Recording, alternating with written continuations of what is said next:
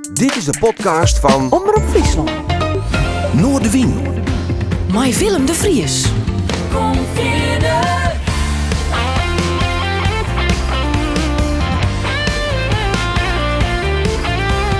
Alles wat er speelt. Omroep Friesland.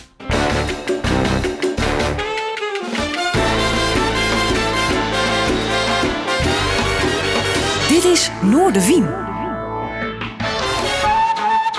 Goeie, en welkom bij Noordewien. Mooi dat je erbij bent, want Joet praten we weer met één persoon hier in het Omroep Friesland Café. Het is een man die het echt behept is met muziek, want hij is onder andere manager van de band Electric Horse. Hij is programmeur in het bolwerk in Snits. En ik ben wel heel benieuwd naar zijn muzikale achtergrond, want hij heeft meestal wel een verhaal. Ik had door Jeroen Toussaint. Een jong kerel, zo gaat ze willen. Jeroen, mooi dat je er bent. Welkom. Yes, dankjewel. Ja, want dan ben je nog net heel lang in de business, toch? Hoe zit het eigenlijk? Nee, dat is echt, als je het een beetje serieus bekijkt, is het nu een jaar of 5, denk ik. 4, 5, zoiets. Ja, zoiets. Het zal niet heel veel langer zijn. Wel altijd vanaf mijn, nou wat was het, 12e wel in bandjes gespeeld en dingen eromheen gedaan. Maar niet dat ik ervan leefde, zeg maar. Dat was voor mij altijd een beetje de grens. Zo van, nou ja, nu doe ik het professioneel en dan voelt het ook wat anders, zeg maar. Hoe is het? Hoe best uit die pandemie kwam? Ja. Vertel het verhaal eens. Nou ja, die pandemie die hakte er wel even in natuurlijk. Ja, ik moet zeggen dat dat er wel een hele vreemde periode was. Ja, alles stopt in één keer natuurlijk. Hè. De verhalen zijn wel bekend over wat er allemaal speelde. Bands lopen stil. Maar ik heb toch wel geprobeerd om zoveel mogelijk bezig te blijven. Dus bijvoorbeeld voor Electric Horse. Dat in elk geval genoeg optredens stonden voor het moment dat het weer mocht. Nou ja, dan was je vaak aan het plannen voor over een paar weken. En nou ja, dan gingen we weer verder. Ja, en voor de rest eigenlijk privé wel heel goed uitgekomen. Omdat ik nou ja, eigenlijk vlak na de... Nou ja, zaten we nog wel in. Ben ik ook vader geworden in die periode. Dus uiteindelijk nou ja, is het allemaal zo erg niet, zeg maar. Hoe bevalt dat? Ja, dat is Het vaderschap, om het ja, allemaal zo te drukken? Ja, nee, dat heb ik... ja, dat is fantastisch. Maar ja, goed, het is af en toe even wat nachtjes wat zwaar is, hè. Maar goed. Hij, zij? Zij, Lily, ja. Okay. Nee, dat is heel mooi. En dat geeft je ook wel energie, zeg maar. Dat kan ik me heel goed voorstellen, inderdaad. Goed. Je hebt mij een plaat van Tim Knol, De Nijer, mag ik er even bij zeggen. Light Years Better. Er was ook een boekwerk. Mijn naam, wat voor boekje is dat eigenlijk? Nou, het is wel grappig. Tim heeft inderdaad nou ja, dat nummer uitgebracht, of tenminste die hele plaat is inmiddels uit. En hij heeft een boekje uitgebracht over de periode, de plaat heet Light Years Better, dus het gaat over nou ja, zijn hele metamorfose, zal ik maar zeggen. Hè, dat hij veel is afgevallen, veel gewandeld heeft en noem het maar op. En dat is eigenlijk gebundeld in een verhaal samen met Nico Dijkshoorn. Dus dat is wel heel grappig. Ja. Hoe kist hem? Nou ja, alleen als artiest en als liefhebber? Ja, of? nou, ik heb hem jaren geleden wel eens ontmoet op Vlieland, waar hij dan ook speelde. Maar dat heeft verder geen naam. Maar dat is, ja, ik ken hem qua muzikant ja, eigenlijk wel vanaf het begin. En die periode is wel ontzettend leuk, ook omdat dat periode was ik heel veel met artiesten bezig was qua platen kopen en luisteren en concerten bezoeken. En ja, het kwam best wel heel veel uit die Excelsior-stal ook. Dus dan heb je het over Mos, dan heb je het over Anne Soldaat, noem het maar op. Dat is echt een periode geweest waar ik heel veel concerten bezocht heb, heel veel festivals waar ze dan ook speelden. Zo, dan reis je toch wel een beetje in Noord-Nederland dat wat achteraan. Ja, en voor de rest is dat gewoon een heel...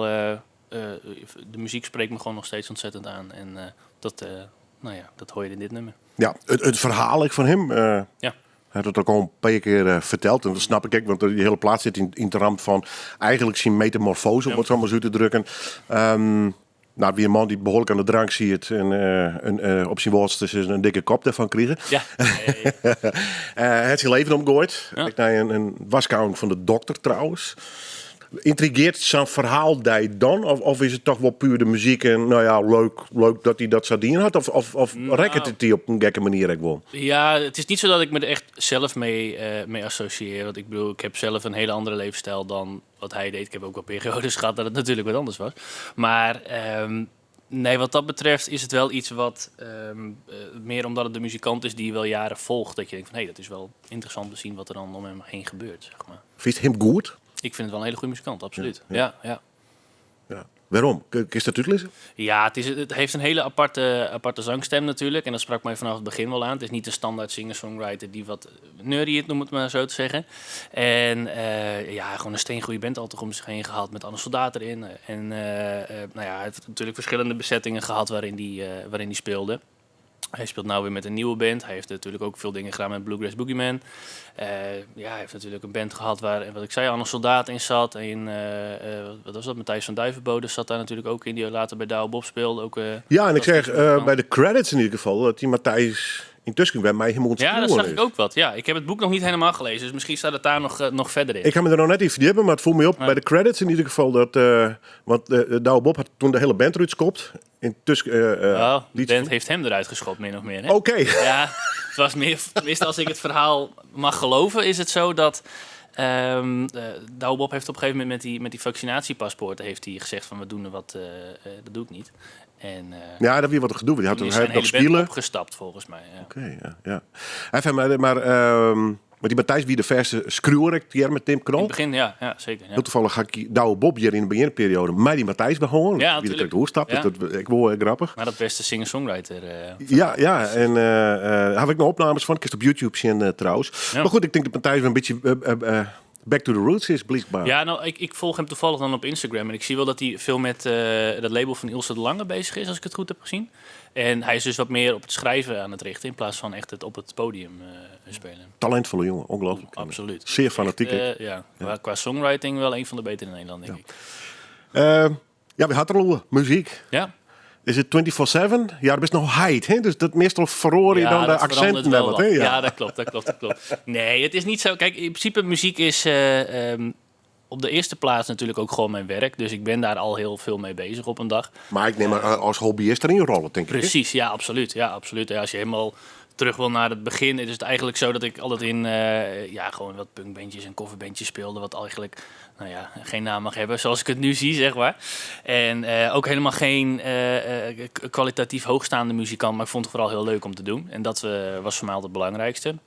Nou, op een gegeven moment ben ik Wat spelen ze dan? Ja, ik speelde gitaar en basgitaar eigenlijk een beetje door elkaar heen. Dus ik was eigenlijk of een bassist die gitaar speelde of een gitarist die bas speelde. Dus het was ook niet dat ik me heel specialiseerde op één instrument, maar ik kon beide een beetje, zeg maar. En het was vooral het, naar mijn idee, kon ik het wel redelijk strak bij elkaar houden. En ja, de hele dikke gitaarsolo's waren ook niet aan mij besteed. Ja.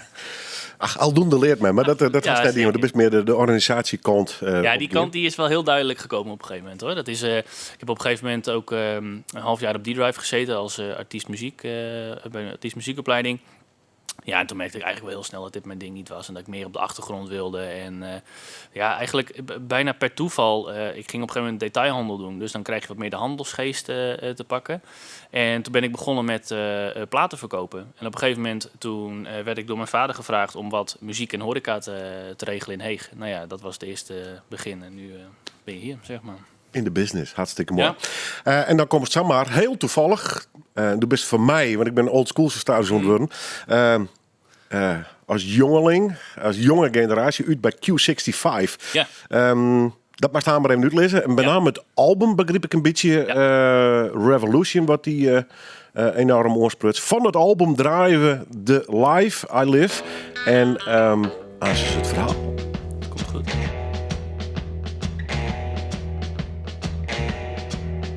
Sitting in my chair and thinking of the crowd I'm in with, thinking of the music I made, and all the things I don't wanna give.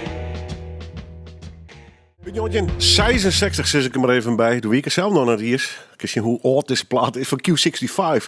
Het album is Revolution en natuurlijk een bekend nummer dit. The Life I Live. Absoluut. Waarom deze? Dat heeft eigenlijk te maken met het album waar het op staat. Ik zat in die periode dat ik echt wel professioneel in de muziek ging. Eigenlijk voornamelijk in de 60s wat ik luisterde, zeg maar. En ook heel erg die nederbeat periode. Dus daar heb je het over Motions, dan heb je het over Q65. Nou ja, ga maar verder. Outsiders. Neem ze al maar op. Ja. Precies, absoluut. En eigenlijk was het voor mij destijds wel een soort van revolutie binnen, in elk geval binnen mijn leven, weet je wel. Dat ik denk van, ik wil professioneel met die muziek bezig zijn. En toen had ik deze plaat heel vaak opstaan. En ja, toen kwam eigenlijk de naam van mijn bedrijf naar voren, Revolution Agency. En daar is dus, die is dus vernoemd naar dit album. Ja, want dit album, weet je, dat dan dieper dan de rest dus? Ja, ik moet zeggen dat het ook gewoon heel erg goed past hoor, bij de naam. Wat Ja, maar ik in dat mijn hoofd is had. ook altijd zo, Dat toch? is altijd zo. Ja. Maar los daarvan staat dit album wel in mijn, nou ja, wat zal het zijn? Top 10 van favoriete albums in elk geval. Ja, dat wel. Ja. Maar ja, goed, ik moest voor deze uitzending 5 nummers kiezen. Nou, ik had er ook wel 5 terug kunnen kiezen. Dus Ja, de vraag op zich is een horrorvraag, ik weet het. Maar goed, je moet ergens beginnen. ja, dat is het ook, ja. En de rest draaien we nog eens. Ja, precies, ja, ja. komt helemaal goed. Ja, Het aardige is, dan gaan we even naar de huidige tijd. Dus als programmeur van het Balwerk in Snits. Zo nou had ik nog dat soort pareltjes uit het verliezen om een been krijgt. Ja, toevallig vorige week de Yardbirds kreeg ik nog aangeboden. Dat is ook wel heel gaaf. Maar goed, het is allemaal de vraag of dat lukt en of het past. En ik heb deze maand de Fortunes wel staan. Dus dat is wel heel erg oldschool. Springt als de beste, wat ik zeg, de beste jong mees. Springt dan toch die hat een beetje oer. Dan een telefoontje krijgt of een mail of zo van... Ja, in dit geval... had ik Oh wel- ja. Ja, ik moet zeggen, ik heb wel echt wel research moeten doen wat er nou nog binnen die band origineel was. En Dat snap ik. Maar het idee? Het idee, absoluut. Ja, en zeker. Kijk, en ook omdat wij natuurlijk vanuit het Bolwerk ook onderdeel zijn van Cultuurkwartier Sneek, wat natuurlijk ook theater heeft, vond ik het wel een goede match. Aangezien we ook wel nou ja, het publiek van dat soort genres wel in het theater hebben. En dan kunnen we dat vaker wat makkelijker combineren. Ja, correct. Ja. Lijkt me ontzettend leuk, dat soort dingen te regelen. En, Is het ook? ja. En Je krijgt er dan voor betaald ook. Ja. Op het moment dat je Q65 ontdekt is, Ja. eens je naar de periode waar je opgegroeid bent, wat wil je doen op een radio in die tijd? Ik luister helemaal geen radio. Nee, hè? Nee, echt niet. Nee, Wat spelen er bij die leeftijdsgenoten? Hè? Ja, dat was toch wel meer periode Nirvana, Red Hot Chili Peppers, dat soort dingen. En ik moet zeggen, daar heb ik ook wel wat van meegepikt hoor. Met name ook wel Foo Fighters in die periode, wat ik wel heel erg tof vond. Als je dan een klein beetje verder terugkijkt, dan kom je een beetje in Green Day en dat soort dingen. En eigenlijk, als je dan muzikaal wat gaat ontwikkelen, zou ik het maar willen noemen, dan kom je wat meer in de Q65's en ook in de Excelsior-achtige act, zeg maar. Ja. Want thuis, bij wie thuis trouwens? Heeg? Bolsward. Balzert? Ja. Ja, oké. Ja. Ja, Heeg, daar werkte mijn vader. Dus vandaar dat zo... Ja, maar een beetje de Zuidwesthoeken dus. Dat absoluut, ja, zeker. Daar is ja. het de roots. Ook nooit weg geweest, ook niet voor studeren of iets. Altijd gewoon wat blijven worden. En die oude leur, echte Friezen of... Nee, ja, mijn vader die komt wel... de familie die komt is Workum, hoekje Workum, zeg maar. En mijn moeder die komt uit Appingedam. Dus dat is weer Groningen anders. Groningen roots. Ja, zeker, ja. Ja, mooi man. Ja, want wanneer bist u daar dan, Bolzert, Heeg, die hoeken? Wanneer bist u in een actieve rol kwam als er toen muziek haast? Dus is natuurlijk eerst, nou ja, radio of ik neem aan dat je wel van volle meer van de internetgeneratie bist. Ja, dus ook dan wel, ja. YouTube en weet ik wat. Heel veel vinyl ook. Toch wel weer, hè? Ja, nee, ja, absoluut. Ja. Ja. Ja, vooral dit, dat Ja, vintage. 65 en noem het allemaal maar op. Maar ook dat hele Excelsior verhaal had ik allemaal op vinyl. Hè? Ja. Of op cd als het er niet was. Maar En wanneer draaide die rol van die in die onder de zitlijnen als nou ja, op die zolderkamerke bij wijze van Ja. spreken naar leuke platen te luisteren? Nee, ik wilde wat met de baan. Ik ging in een band, ik keep je een gitaar of een basgitaar. ja. En nou ja, een letter vervolgens dingen te organiseren. Ja, eigenlijk daar zit best wel een periode tussen. Het is eigenlijk zo dat ik weet niet eens precies hoe oud ik was, maar ik zal ergens een jaar of 14 zijn geweest, denk ik. Toen ik echt dat ik echt een gitaar kocht en daar wat mee bezig ging. En op een gegeven moment, toen de stap naar D-Drive gemaakt. En toen was weer een periode dat ik vooral bezig was met het luisteren ervan. Luisteren van muziek en vooral een beetje dat ontwikkelen wat ik net aanhaalde.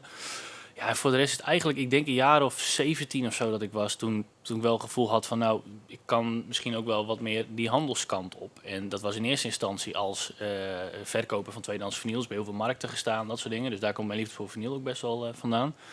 Ja, en uiteindelijk dan krijg je zo'n opdracht en dan is het toch wel van nou, dat is misschien ook wel leuk om eens even te kijken hoe dat werkt. En nou ja, je hebt natuurlijk ook wel wat connecties in de muziek, omdat je zelf in bandjes zit en dan vraag je wat mensen en nou ja, zo begin je dan een heel klein beetje. Wist de eerste keer nog? De allereerste boeking die ik deed? Ja, ik weet wel, dat was er wel. Dat weet ik nog wel, dat zomerproject in Heeg was. Dat ik dus 5 avonden in Heeg of zo mocht programmeren. En wat voor bands is het daar zeg? Ja, het was bijna allemaal lokaal. Dus het was... Geen Tim Knol nog? Nee. Volgens mij, als ik het goed heb, was het zelfs zo dat ik voor €150 een avondfilmprogramma inclusief techniek moest regelen. Wow, Nou ja. horrorvragen. Nou ja, toen was het zo. Ja, je hebt natuurlijk helemaal geen besef van prijzen of hoe dat werkt. Dus het was gewoon een kwestie van, nou ja, de artiesten die dan speelden, die kwamen voor €100. En dan hadden we een vriend en die regelde techniek of de ex nam het zelf mee. Die huurde dat in. Nou ja, voor €15, dat kon wel. Nou ja, dat zijn tegenwoordig hele andere tijden natuurlijk. Dat kun je wel stellen, ja. Ja, absoluut. Ja. Maar ja, goed, je moet toch ergens beginnen. Wat dat betreft was het wel een hele leerzame tijd ook. Ik weet nog wel dat ik... eigenlijk, het was allemaal terrasmuziek eigenlijk. En op een gegeven moment gewoon een keer een keiharde band op het terras neergezet bij een hotel. Ja, nou ja, dan leer je wel dat niet helemaal... Ja goed, je moet het leren. Dus uiteindelijk, als je erover nadenkt, dan is het natuurlijk te stom voor woorden. Maar ja, het is wel iets wat je moet ondervinden. En ja goed, dat zijn dingen, dat gaat gewoon in de loop van tijd. En zo zijn er heel veel meer dingen hoor, van jaren geleden dat je denkt van, dat had ik absoluut niet meer zo gedaan. Nee, maar aldoende leert man. En ook is nog wel volle lessen op Juist. die drive van... Ja, maar ook op D-Drive, tenminste, want ik ben nadat ik detailhandel afgerond heb, ben ik nog teruggegaan naar D-Drive om de eventopleiding te doen. Maar ook daar had ik al een heel duidelijk beeld welke kant ik op wilde. En dat was niet zozeer als alleen evenementenorganisator, maar het was veel meer als manager en boeker en nou ja, programmering. Ook wel, ook in die periode bij Wietse van Neushoorn wel wat mee mogen lopen, want D-Drive zat inmiddels al in Neushoorn. Ja, Wietse Meetsma, de programmeur van Neushoorn. Ja. Precies. Ja. Dus daar ook al wel wat een klein beetje in de keuken mogen kijken. Nou ja, en vanuit daar eigenlijk steeds meer zelf ontwikkelen, meer naar concerten gaan om ook te kijken wat voor bands nou leuk zijn. En ja, eigenlijk kom je dan heel snel uit dat Electric Hollis toen op mijn pad kwam. En dat is nu inmiddels 5 jaar geleden, als ik het goed heb. Ja, Prachtig man. Ja. Misschien een gekke vraag, maar ik stel hem toch. In de beeldvorm, zoals nog documentaires, zoals boeken, biografieën. Ja. Dan is de rolverdeling in de popmuziek altijd redelijk simpel. De artiest die ging het de beest uit en die maakt alles. En dat vind ik terecht trouwens. Ja, hè? ja. Ik ga daar niet over in discussie. Maar de manager, de regelaar, Ja. altijd een asshole, een yieldwolf, een klootzaak. Het is heel zwart-wit. Ja, dat is het ook. Zelfs nou weer met de film voor Elvis Presley. Bijvoorbeeld. Ja, Colonel Parker, hè, Nederlander toevallig. Ik heel zwart-wit. Hij is gewoon een dikke eikel, wil ik weten. Ja, nou ja. Had hij dat ooit, was jong mens, tjen houden in die enthousiasme? Dan denk ik van, oh, nou ben ik... Ik kan beter die gitarist zijn, want dan ben ik sympathiek. Krijg ik de meeste verhaal in mij. Iedereen vindt me aardig. En nou ja, even het clichébeeld. Ja. Maar nou word ik onderdeel van de business. Werd altijd echt zien gekopt wordt natuurlijk. Hè? Ja, nou eigenlijk is het voor mij heel simpel. Want ik heb altijd heel erg bij mezelf gebleven. En altijd heel erg gedacht van, weet je, ik ben zo niet. Dus dat ga ik ook niet doen. En ik ben altijd heel erg geweest van samen met mensen dingen doen. En ook als ik bijvoorbeeld begin ergens programmeren of ik doe bijvoorbeeld een boeking bij een bepaalde plek, dan is het ook heel snel van oké, wij hebben natuurlijk, tenminste in het geval van de Hollers, hebben we een bedrag waarvoor we spelen. En het is ook heel snel zo dat men ook wel een bedrag in het hoofd heeft. Ja, en op een gegeven moment, je komt er gauw genoeg achter door gewoon met elkaar te bellen en het er gewoon open over te hebben of iets haalbaar is of niet. En dan kan je wel, want ik heb ook wel voor programmeringen dat ik dan bepaalde agenten of bepaalde kantoren mailtje sturen. Dan is het gewoon, ja, dit is de prijs en dat. En dat is ook prima, dat is een andere manier, maar dat is niet de manier hoe ik werk. En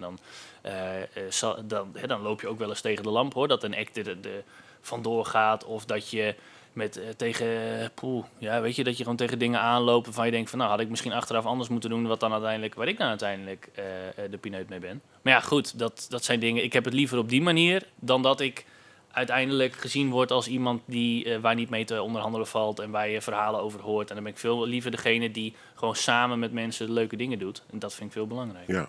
En dat imago, dat had hij nooit dwars zitten dus? Voor mijzelf niet, nee. Maar gewoon puur omdat ik dat imago er ook niet bij heb. Er zijn wel mensen in het vak die zo zijn, maar zo ben ik zelf niet. Dus waarom zou ik dat dan uitdragen? Nee, maar soms kist er goed twijfel. Ik kan me het heel goed voorstellen.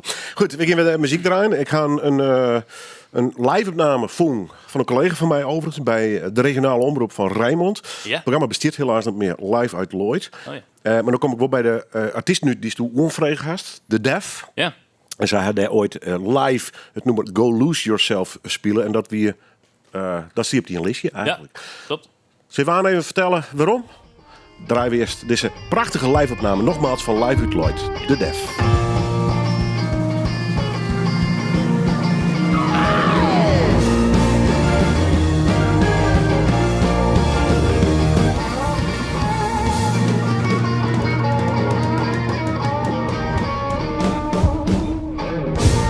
Nogmaals, ik vind het een hele mooie opname van een programma dat helaas net meer is. Live programma bij de collega's van Radio Rijnmond, live uit Lloyd. In ieder geval daarvan dit nummer van The Def en Go Lose Yourself. En onvregen trok mijn gast van Joert, Jeroen Toussaint, programmeur van het Balwerk in Snitsmerk, manager onder andere van Electric Hollers. Intussen kan hij het worden, maar Bob al en daarom zit hij hier muziekliefhebber. Zeker. En hij vindt Q65 te gek. Nou ja, dan is bij mij met 3-0 voor. Zo simpel leidt het gewoon. En dan ben ik nog programmeur van een zaal waar ik als jong kerel zelf kwam. Wat hast wel enig idee, we gaan nog even over de Def praten. Ja. Maar je bent wel programmeur van een zaal met een enorme traditie, hè? Zo kan je het zeker noemen, ja, absoluut. Ja, ik merk ook wel, we hadden een tijd geleden hadden wij Propane staan. En dan zie ik weer een heel ander publiek. En dan hoor je ook heel verhalen over het oude bolwerk, zeg maar. Ja. En kijk, dat is de periode... Beroemd, berucht, alles. Ja. Absoluut, en dat is wel de periode vlak voordat ik daar vaak kwam. Dus ik heb dat beeld had ik op dat moment nog niet heel erg duidelijk. Natuurlijk, weet je, in het begin heb je gesprekken over wat er allemaal gespeeld heeft en dat soort dingen. Maar het was wel heel erg interessant om te zien dat die programmering uit die periode toch wel heel erg afweek van wat we nu doen. En ja, dat is toch wel ook interessant om dat erbij te houden. En helemaal als je merkt wat voor enthousiasme het opbrengt bij de mensen die je op zo'n avond in je zaal hebt. Ja, wat speelde dat überhaupt nog een beetje een rol? Zo'n traditie, zo'n skiernis. Nou ja. Ik maar ik net om alles vast horen, ja, ten koste van alles. Maar, nee, dat is wel zo. Maar hing het die sfeer dan nog? Wat had het idee of net? Ja, gedeeltelijk. Ik denk wel dat als je het hebt bijvoorbeeld over echt metal en hardcore. Ja, en ik New Wave. New Wave ook wel. Dat die periode, dat doen we eigenlijk bijna niet meer. Maar als je het hebt echt over hardcore en metal, dan zie je gewoon dat Neushoorn en Iduna dat gat heel erg opgevuld hebben. En dat betekent niet dat wij het niet doen. Maar het zou daardoor gewoon lastig zijn om dat elke week te gaan doen. Bovendien hebben zij ook gewoon een grotere zaal. Dus op het moment dat het echt op de centen aankomt, ja, dan komt het vaak gewoon op capaciteit aan. Ja. Dus dat is het verschil. En kijk, uiteindelijk is het bolwerk ook gewoon een podium voor iedereen. En dat is ook wel wat we uit willen dragen. Dus het is niet zo dat wij alleen maar tributes hebben staan, alleen maar metal hebben staan, alleen maar blues. Maar gewoon die leuke mix maken van bepaalde dingen. En ook gewoon weten waar je het publiek voor hebt. En ja, je merkt toch wel bij zo'n show als Propane dan bijvoorbeeld, dat het publiek daar echt nog wel op zit te wachten. Dus dat moet je zeker niet vergeten. En old school, hè? Zeker, heel oldschool. Ja, dat kost je minder leeftijdscategorieën. Ja, zeker. Ja, wij gaan even een oude lul praat, maar wij gaan dan echt met de Frambus. Zeg maar helemaal niks. Ja, dat zeg je niet, hè? Nee. De Friese autobusmaatschappij gingen wij helemaal naar Snits. Ja. Dat weer dan een woord, dus we moesten nog oud. We hebben heel geduld dit om te komen. En ook niet voor de bands die ik tegen heb ik nog eens een kleine Cymox, echt een New Wave, hoogtijdagen. Heftig. Ja, fantastisch, toch? Goed zo. Maar goed, zo breed mogelijk dus. Wat dat onbelangrijk. Je verder de skiertnis net. Want leef eerlijk bij Snits is ik heel lang de rapstreep hip-hop haatstad van Friesland Westen. Doe je hem dan op het mij of leeft dat net zo bot meer in Snits? Ja, maar nou gek genoeg is dat niet iets wat heel erg leeft naar mijn idee. Het zijn vaak ik liedse sceentjes. Ja, dus. Dat is het absoluut. Ja, ik merk wel dat bijvoorbeeld in Leeuwarden ook gewoon, naar mijn idee hoor, die stad is natuurlijk gewoon dusdanig veel groter. Dus dat is gewoon makkelijker in dat soort steden. We hebben deze maand wel Hef staan. Nou ja, dat is natuurlijk wel een goede naam binnen de Nederlandse hiphop. Dus we doen het zeker wel. Dat is wel iets wat... maar erin net meer dat het West is een soort scene. Ja, toch een groep jongeren. Er zit er nog wel wat, maar het is niet meer zoals het geweest is naar ons beeld. Nee, correct. We draaien wat van de Def. Ik zei het in eigen op. Ja. Gloeien. Ja, het lijkt van de hoorn, maar vertel het maar even. Het is ook gewoon een leuke band dit, hè? Ja, zeker. Nou goed, het heeft natuurlijk heel veel invloeden van de jaren 60. Dus dat spreekt mensen sowieso. En een beetje de hobbyband van een van de hobbyband van Spike Versoest, inderdaad, van Direct. Direct, ja. Sowieso ook gewoon een hele goede band om zich heen. Kid Carrera op drums. Nou ja, ik heb wel eens over dat Max van der Holles een houthakker is, maar deze kan er ook wat van. En dan heb je een toetsenist erbij en een bassiste. Ja, het is gewoon echt, dat is het wel. En zover ik weet, ja, ik heb niet officieel gehoord dat ze niet meer spelen. Maar volgens mij is de laatste plaat 2016 geweest. Dus ja, je hoort er eigenlijk weinig meer over. En toevallig een tijd geleden zag ik dat de website ook offline is. Dus dat zal niet heel erg goed nieuws zijn. Nou ja, en Spike had Small er ook met Direct. Ja, absoluut. Die beginnen tussen ook al wat 20 jaar denk ik haast. Ja, ze hebben binnenkort weer zo'n jubileum. dacht ik. En hit na hit. Ik ben een nieuwe zanger. Dus Ja. Nee, dat is wel een verschil. Als je ziet wat dat vroeger was ten opzichte van wat het nu is dat ook wel over muzikale ontwikkeling gesproken. Hè? volgens dat als manager zijn. Dus dat is zo'n verroringsproces van zijn direct. Dus ik kijk heel nieuwsgierig vanuit het zakelijke kant bezien. Ja, Maar dat is een band die zichzelf regelmatig opnieuw uitvindt. absoluut. Absoluut. Totaal bij de tijd blijft. Ja. Zo'n Spike is een beetje een alternatieve rock'n'roll jongen. Ja. Maar die geeft wel bij mij, zo'n band mij in een nieuwe sound. Ja, absoluut. Nou ja, wat ik wel interessant vond, was op een gegeven moment, ik luisterde vrij veel naar Direct in die eindperiode, zeg maar. En op een gegeven moment Het merkte is je als al... een symfonische band of het worden beweegt. Ja, bijna wel. Maar als je Ja. ziet hoeveel mensen op het podium staan Want tegenwoordig, het dat wie is een ook beetje een punkbandje. wel- Ja, Punk, gitaar. Ja. Net was- helemaal punk, maar... Nee, maar het was ook niet heel veel interessanter dan dat in mijn beleving Nee, altijd. nee. Het was gewoon lekker. En het, Ja, maar niet 13 ingewikkeld. dozijn. Nou, dat wel een beetje. En het was natuurlijk wel zo dat toen die nieuwe zanger kwam, toen merkte je al met die eerste single dat de sound heel erg anders is. En ze hadden toen voor het eerst een toets. Ja, ik heb de indruk, dit werd een soort Pink Floyd 2.0. precies. Maar Ja, absoluut. Nou, vooral die tweede plaat met Marcel heb ik heel vaak geluisterd. Echt wel best wel heel erg zweverig, om het maar plat te zeggen. Maar dat is echt wel een hele goede plaat. ja. Absoluut, ja. Nou ja, goed, ze hebben daarna ook meer funk en soul dingetjes gedaan. En als je het nieuwe materiaal weer hoort, is het ook weer heel anders. Dus het is wel, ik vind het wel knap hoor, om te zien hoe zo'n band zich kan ontwikkelen. En ook wel hoe dat vanuit een hele lastige situatie, van de zanger stopt ermee, zich helemaal herontwikkelt naar iets nieuws. En dat vind ik wel heel gaaf. Nou ja, ik vind het in professie, ik me voorstellen dat het heel nieuwsgierig is. Dat is ook heel moeilijk, denk ik. Ja.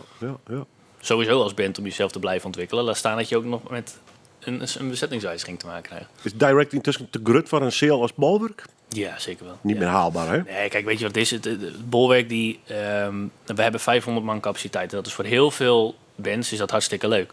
Maar je merkt ook wel, het heeft niet alleen met de capaciteit te maken, het heeft ook met je ligging te maken.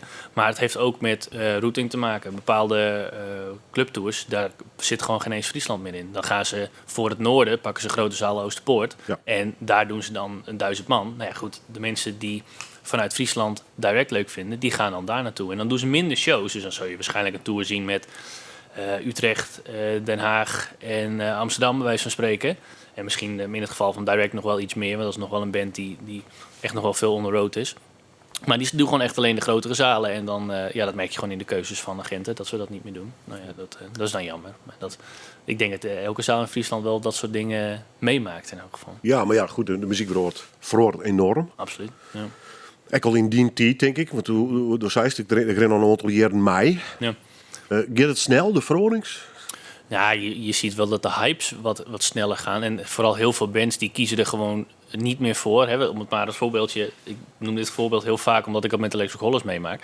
Met Electric Hollis hebben we op een gegeven moment een route gekozen. Waarbij we zeiden, dat is geen band om een radiohit te scoren. Dat is gewoon een band die een live reputatie op moet bouwen. Dus wat moet die doen? Heel veel spelen. Dus die band die heeft gewoon in 2019 zichzelf helemaal kapot gespeeld. Door gewoon 50 optredens in een jaar te doen. Elk weekend waren we weg. En Mijn baan Daar en bouw je studies wel op. daarnaast. Hè? ja, Dus, precies. Alles daarnaast. Het zijn natuurlijk allemaal jonge gasten, nog steeds. En als je dan kijkt naar wat we op dat moment gerealiseerd hebben, is eigenlijk gewoon een soort van hype in het kader van dat de doelgroep van de Hollers dat gewoon heel erg tof vond om te zien. En Wat daarbuiten is de doelgroep? Ja, dat is heel divers. Dat is echt heel divers. Als je bij een show van de Hollers komt, en dan is specifiek bijvoorbeeld een release show wat we dan doen, daar staan studenten van jaar of 20 met die op de Academie voor Popcultuur zitten, bij wijze van spreken. En je ziet daar oude rockers staan die dat helemaal te gek vinden. Dus dat is heel divers. Ja, want het zit wat in de Zeppelin-hoek, wel ook bij. Hè? Ja, zeker wel. Maar het heeft, dat is vooral met de laatste plaat is dat wat meer zo geweest. Kijk, het eerste was natuurlijk ook iets meer de Hendrix-invloeden. En dat is toch wel wat anders. Dat Ja. is absoluut zo. Maar het punt wel heel goed uit de jaren 20 is. Ja, absoluut. Ja, zeker. En om dan terug te komen op dat verhaal van de manier waarop dat gaat. Ja, we hebben toen gewoon gezegd van we gaan heel veel spelen. En daarmee zorg je ervoor dat je een fanbase opbouwt. En je ziet nu gewoon, ik noem maar een Fleming bijvoorbeeld als voorbeeld. Dat hij op een gegeven moment 1 hitje kwam. En toen heb ik hem voor Vers Festival in Bolwerk geboekt. En vervolgens doet hij nu het najaar met een band de allergrootste zalen in Nederland. En hij heeft nu 4 singles uit. Er is helemaal geen album, er zit helemaal niks. Maar er zit een jaar tussen. Maar dat vind ik wel heel intrigerend om te zien hoe zich dat dan ontwikkelt. Dat is natuurlijk een heel ander genre, dus ook niet met elkaar te vergelijken. Maar het geeft wel aan dat sommige bands gewoon een snelle weg willen en kiezen. Hoe belangrijk is daarin de dynamiek op internet? Nou ja, in dat genre helemaal. Ja. Absoluut. Ja, Ja. Dat valt of staat daarmee. En wat is leading momenteel? YouTube, TikTok, Spotify? Ja, Instagram denk ik vooral. Ook Instagram is nog, best wel heel erg belangrijk. Hoe Ja. werkt het op Instagram? Het is maar maximaal aantal minuten, seconden filmpjes droppen.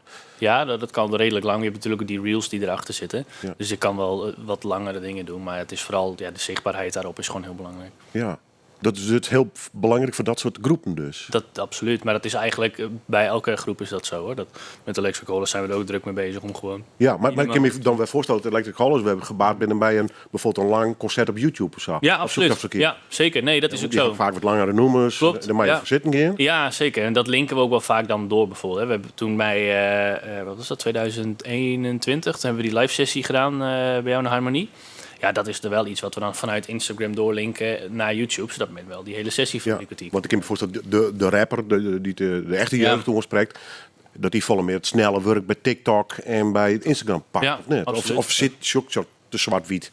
Nee, ik denk dat het is ergens zwart-wit, maar het is natuurlijk wel zo dat wel degelijk speelt. Absoluut. Ja. Want hoe groot is TikTok momenteel in de muziekwereld bijvoorbeeld? Ja, ik heb geen flauw Nee, benul. nee, Het is nee. echt totaal andere. Nee, het speelt in die visie als manager ook geen rol dus. Of Nou ja, programmeur ik net? Ja, als programmeur wel Als zo'n enigszins. app om te zien wat er leeft of net? Nee, vaak krijg je dat vanuit andere sociale media dan ook wel weer mee, zeg maar. Het is niet zo dat het alleen op TikTok zit. En bovendien, de dingen waarmee ik werk, dat heeft ook vrij weinig met TikTok. Ik bedoel, als je het hebt over Electric Hollis, dat heeft helemaal niks. De doelgroep zit daar helemaal niet. Nee. En, Maar ik heb me voorsteld vanuit balwerk. Precies, Dus hij precies. nou, ik wil de kids. Ja, We ben van zeker. iedereen. En Ja. de kids maak ik echt via Klopt. TikTok of Ja. weet ik wat pakken of Zeker. net. Ja, marketing is daar wel mee bezig. We hebben bijvoorbeeld het Festival gehad, wat ik zei met Fleming dan. Ja, daar is speciaal een TikTok voor aangemaakt, zodat dat dan wel ook die doelgroep raakt. En dat is wel belangrijk. Ja. Ken je dat ik meten? Dan denk ik, nou is dat Festival. Dan Ja. gaan we die Fleming hier. Ja. Ik doe even een slag door de zaal. En ik check het eens een keer bij de kids hoe ze dat weten of net. Dat hebben we toen niet gedaan, maar ik weet wel dat dat het speelt. idee Ja. dat er wordt er een soort Ja. hype deel zet van een app of een programma. En dan zei iedereen, ja, daar komt het toch. Maar is Ja. het wel zo? Hè? Dat is echt nog wel weer de het vraag. zal altijd uiteindelijk een mix zijn, denk ik. Ik bedoel, het is natuurlijk net zo belangrijk dat ze... Ik kan me bijvoorbeeld voorstellen in het geval van Fleming... dat zoiets als de streamers heel erg heeft meegespeeld. Daar heeft hij toen een optreden gedaan. En Vrienden van Amstel Live heeft hij gedaan. Ja, dan heb je natuurlijk wel een enorm bereik. Ja. En als je ziet wat... uiteindelijk is het natuurlijk wel zo dat... ik noem dan in het verhaal van Fleming... dat ze eigenlijk vrij snel gingen. Maar als je die festivals ziet, dat slaat ook nergens op, hoor. Dat was echt een lijst waar je u tegen zegt. Als je ziet wat die allemaal deze zomer gedaan heeft. Dus uiteindelijk is het ook een combinatie van denk ik. Ja, ik kan me voorstellen. Want dan zit er echt gewoon weer een programmeur en een boeker achter. Die zei, doe ik eerst op dat festival staan. Doe ik eerst bij de Vrienden van Amstel Live. En dat ben ik gewoon oldschool live optredens. Ja, zeker. Dat has, die live reputatie has dus echt nog steeds nodig. Ja, absoluut. En het is uiteindelijk ook een soort van behoefte wat gekweekt wordt. Hè. Als je men op TikTok ziet, dan wil men dat ook daar naartoe. En nou is het niet zo dat alleen maar bij TikTok vandaan komt, maar gewoon in het algemeen dat men wel zoiets heeft van ik vind het leuk, dan ga je naar zo'n concert toe. Dat is met elk genre zo natuurlijk. Muziek. We draaien wat van Ruben Blok. En ik in dit geval weer aan. is natuurlijk een Jeroen. Mijn gast duwt de vraag waarom.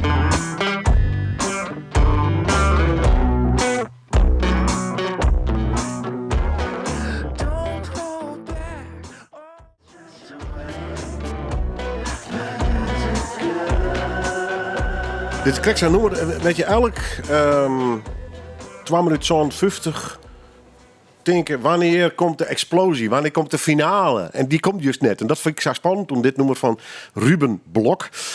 That's Just The Way. En Ruben Blok kennen we van de band Triggerfinger. En mijn gast Jeroen Toussaint, de programmeur van Balwerk, had hem net alleen geboekt. Maar volgens mij vies deze muziek ik helemaal te gek, of niet? Ja, nou, ik ben eigenlijk al jarenlang gewoon heel erg fan van Triggerfinger. Dus het is ook wel een soort van held. Maar los daarvan, op een gegeven moment, Triggerfinger ging wat minder spelen. En toen kwam naar voren dat hij solo ook wat optredens ging doen. Nou ja, en toen is het gelukt om hem naar Bolwerk te krijgen. En dat hebben we in november staan. Ja, leuk hè? Ja, echt heel erg tof. Ja, absoluut. Voor mij hoort dan dubbel van die baan, of net? Ja, met dit soort dingen zeker. Ja, absoluut. Ja, zeker. Hoe komt zijn man dan? Mijn complete band? Hoe zit dat? Ja, dit is echt met complete band. Dus dat is andere samenstelling. En dat maakt ook wel weer divers van wat hij met Triggerfinger doet. Ja. Dat kon er staan horen. Hoe libbert dat in snits? Is dat mondjesmaat kaartverkeep? Of zit dan de telefoon spreekwoordelijk toch reet gloeiend? Nou, het grappige is, ik kreeg best wel heel veel appjes van boekers om mij heen, of programmeurs om mij heen, die op een gegeven moment zeiden, hoe heb je dat voor elkaar gekregen? En mensen die je normaal gesproken niet spreekt, die komen dan één keer bij jou van, hey, wat leuk dat je dat hebt kunnen regelen. Dus dit had ik weer een beetje op elkaar gezet eigenlijk. Ja, nou, dat is op zich wel heel grappig. Want de programmeur van een groot festival, die zocht nog een laatste act. En die vroeg aan mij van, joh, hoe zit dat dan precies? Dus, uitleggen waar die moest zijn, et cetera, et cetera. Nou ja, dat is dan wel heel erg leuk dat zo gaat leven. Ja. En ja, uiteindelijk is Snake, Ruben Blok is natuurlijk, Triggerfinger. De show is vrij exclusief, want ik heb zo de tourlijst er even bijgepakt. Hij doet ook nog wat concerten met het Noord-Nederlands Orkest. Maar de clubshows die hij doet, daar is het dichtstbijzijnde Rotterdam. Dus dat betekent wel dat je voor Noord-Nederland vrij exclusief bent met die show. Dus dan maakt het in mijn beleving niet heel veel uit of je in Snake zit of in Leeuwarden om de hele regio te pakken. Ja. Hoe bevalt het u ontnota, die baan? Ik bedoel, het is een part-time job volgens mij. Ja, nou, het is 29 Maar een fulltime gevoel, denk ik, of net? Ja, dat op zich. Maar weet je, zolang het leuk is, dan voelt dat ook wat minder zwaar. Maar goed, ik ben er wel 29 uur in de week aanwezig. Dus wat dat betreft heeft het ook op mijn eigen kantoor wel impact gehad. In die zin dat ik gewoon bepaalde dingen niet meer doe. En bepaalde dingen wat minder doe. En Ja, want we gaan door de Electric Hall, is de beste manager van. Ja. Hast toch meer bands? Ja, ik doe onder andere de Beatles Sessions doe ik nog. Ik heb nog een paar buitenlandse jongens. Ik mag King of the World een beetje ondersteunen met boekingen. Dus op zich, er is wel een roster in. En dat is gewoon ontzettend leuk om ook te doen. Maar goed, ik heb er nu maar 1 dag in de week voor. Dus wat dat betreft hoeft het ook allemaal wat minder... ligt het met zwaartegewicht wat minder aan die kant. Zeg maar. Ja, King of the World is toch wel een hele grote naam. Ja. Landelijk en ook internationaal redelijk scorend in het blues circuit dan. Ja. Hoe komt het daar dan weer, hoor? Ja, vanuit een contact waar ik wat mee samengewerkt heb. En die gingen weg bij een bepaald kantoor. En dan start zo'n gesprek puur heel laagdrempelig. Van als je een keer wat hebt, laat het weten. En zo bouwt het wat op. En dat is leuk. Dat is gewoon leuk. En als er wat voorbij komt, dan heb ik ze, zeg maar. Want dat vind ik wel. Waar lijkt die echt een beetje wat worstel aan? Die bedroeken uitbouwen? Of zei je, dat programmeren voor een zaal... dat lijkt me ook wel leuk.